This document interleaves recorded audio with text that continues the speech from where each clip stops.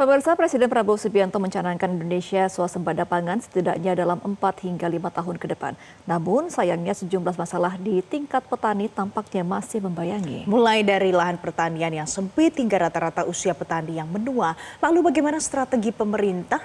Berikut laporan dan liputan Reida Pulpi dalam segmen Telusur Kasus Rintangan Wujudkan Swasembada Pangan.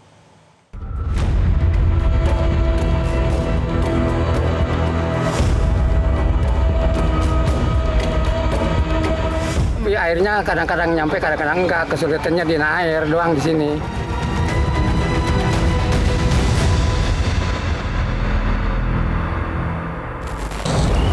Indonesia merupakan negara agraris, namun sayangnya kita masih saja mengimpor beras untuk konsumsi masyarakat Indonesia.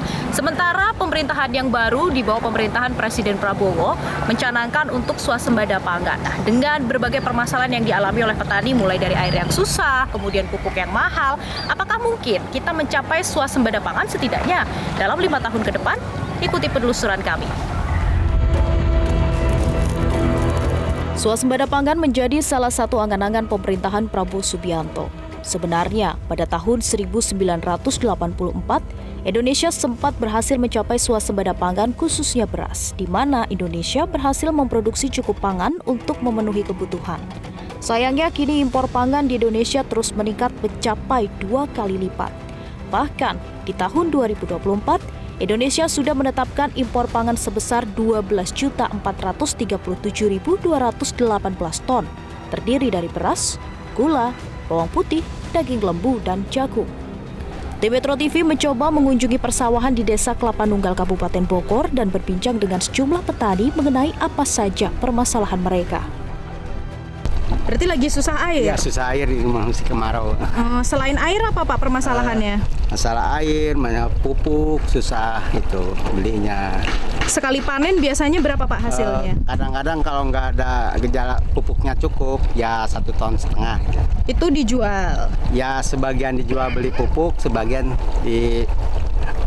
Makan sendiri? Ya, dimakan sendiri. Oh, ada yang dijual untuk pupuk Pak? Iya, untuk pupuk. Dijual berapa biasanya? Kadang-kadang setengah kintal gitu. Dijual berapa Pak? Berapa rupiah? Dijual tergantung pemasarannya. Kalau kadang-kadang yang 600 1 kintalnya. Oh, biasanya panen berapa kali? 3 kali kalau air lancar, kalau lagi musim kemarau paling 2 kali. Berarti kesulitannya air ya Bu ya? Iya. Selain air ada kesulitan lagi nggak? Kadang-kadang dari pupuk kurang. Airnya kadang-kadang ada, kadang-kadang enggak. Pengennya emang 3 kali. Tapi airnya kadang-kadang nyampe, kadang-kadang enggak. Kesulitannya di air doang di sini. Berarti kalau misalnya pas nggak ada air bisa kurang dari 3 kali? Kurang ya, kadang-kadang 2 kali. Ya, kalau 2 kali maksimal gitu. Oh, kalau tahun ini udah berapa kali Pak? Baru 2 sama ini nih. Ini setahun bisa panen berapa kali Pak? Panen 3 kali. 3 kali itu Pak.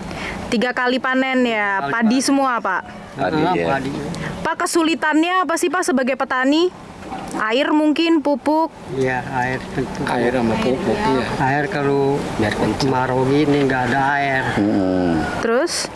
Termasuk pupuk sulit ya. Pupuk sulit. Kalau di Kelapa Nunggal dari kisaran luas area yang ada 1000 berapa hektar? 1463 hektar, paling 10%-nya sawah ya. Betul, hanya 10% sawah. Rata-rata 1 tahun ini bisa panen sampai berapa kali Pak? Kalau di sawah yang tadi kita survei itu 3 kali. Bisa 3 kali. 3 kali karena ada mata air di situ. Tapi kalau yang lainnya susah. Sampai 2 kali juga. Ada hujan ya Pak? Iya. Ya yang paling prioritas sih mungkin mahalnya pupuk dan susah cari pupuk itu aja. Sejumlah permasalahan yang dirasakan petani ini dibenarkan oleh Ketua Asosiasi Petani Indonesia, Henry Saragi, yang menyebut hal ini menjadi tantangan besar untuk mencapai swasembada pangan.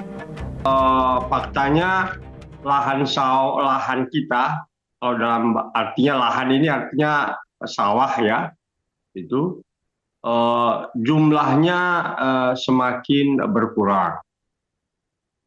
Ya, kita tidak tahu persis karena sampai hari ini juga persoalan data lahan sawah juga tidak jelas, ya.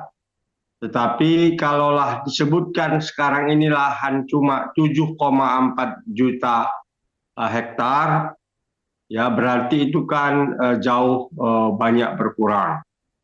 Dan ini kalau disandingkan dengan data BPN maupun Kementan, di mana 10 tahun terakhir ini rata-rata per tahunnya minimum 100.000 hektar hilang lahan. Perlu ada penambahan lahan pertanian, gitu.